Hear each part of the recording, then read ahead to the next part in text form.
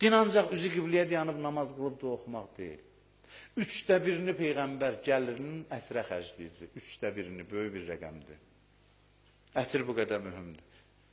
Mən sizə icazə verirəm. Gedin, bahalı ətirlər alın, o ətirlərdən istifadə edin. Hərdən bilməm, dindarlar hardan bəzi ətirləri tapır. Özü məcbur da əlvə də sürtürlər onu. Məcbur. Ki, onu vurmalısan ki, iyindən yaxın durmaq olmur. O adı alıb dini ətir. Dini ətir, yəni keyfiyyətsiz. Bilməm, bu qəribə qablarda da olur bir cür.